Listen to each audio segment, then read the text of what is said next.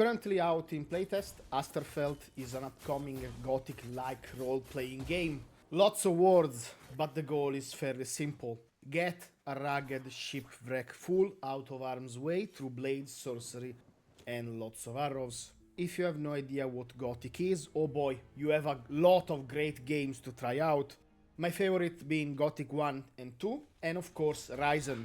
It's clear that Asterfel took a lot of inspiration from Gothic and Ryzen. Most of the core systems are pretty much identical, and in my experience after spending years talking with fellow RPG enjoyers, the word RPG is very broad and in some cases subjective. For some people this game is gonna be like, oh gosh, I'm gonna love this. For others it will be, what do you mean? No health regeneration, no respawning enemies and limited resources. Naturally, the best way to recover health in this type of games is sleeping, eating food when out of combat, and brewing or finding potion when things gets desperate. There is also stealth, as you can crouch, but thieving has not been implemented yet. Because this is exactly how this series of games plays out. Relies a lot on exploration through a well-crafted world, usually on the smaller side, which is gonna be quite dangerous with enemies that you're not meant to fight and they will shred you, or you can find very powerful bonus stats ring behind a waterfall. Verticality is also quite important because you can climb on top of most objects and use the terrain to your advantage. Currently in playtest, the game does offer you a map and even tells you the quest location. One of them was bugged for me, or it was not implemented, I have no idea. In the starting zone, pretty much you will find some tutorial quests which are meant to explain you how to play the game and interact with the crafting system, but more importantly, they will tease you the faction system, which is one of the key components of any respectable Gothic game.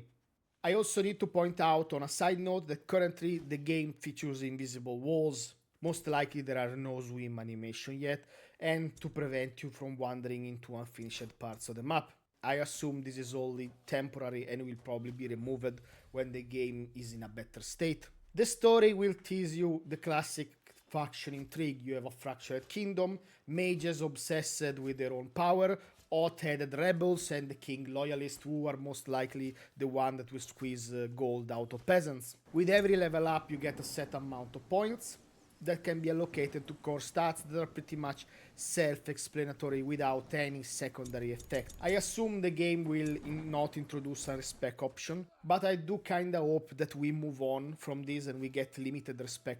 This is only a personal opinion. I did not see any skill points, but most likely trainers will be involved and you will be able to learn skills like lock picking, hunting and so on. Always in Gothic fashion. Itemization is not that deep, no surprise there. Don't expect hundreds of substats or complex system.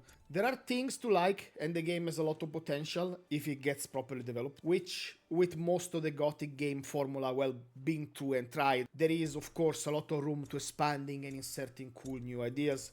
Developers also actually paying attention to the feedback they're getting, because that's the point of a playtest. Nobody paid to try this, which is something that should not be taken for granted, especially in this day and age. And for all the Spellblades enjoyers out there, you will be happy to know that casting spells doesn't require any weapon swap or complicated magical runes to be cast like Arx Fatalis. Performance, however, is not in a great spot right now, and from what I've seen, this is a common complaint, and it's one of the most important things that the developer will need to fix before release, but it should be fixable, or at least I hope so. Among my complaint is mining. Feels incredibly tedious. You need to equip your pickaxe and then you need to swing it like a weapon. And then after blowing those rocks open, you need to chase nuggets that will roll down away and you need to click on each one of them. Auto pickup or a better system would help a lot, and it's a natural component of most modern day RPG. And while yes, this game is a very faithful love letter to Gothic so far, of course, but I hope that they add their own unique ideas and development continues to create a game that actually stands on its own, to develop its own identity. Difficulty also really needs some fine-tuning. Most mobs stop feeling threatening after a couple of gear upgrades.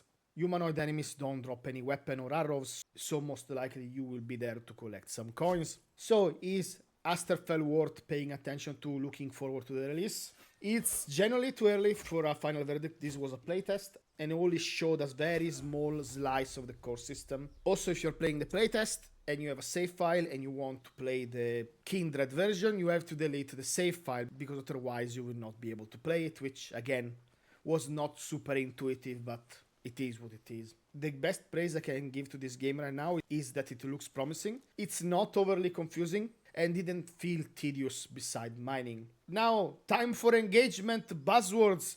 So guys, what do you think? Let me know in the comments below. If you like this video, put a thumbs up or blah blah blah, you know, that stuff. And I will see you in the next video.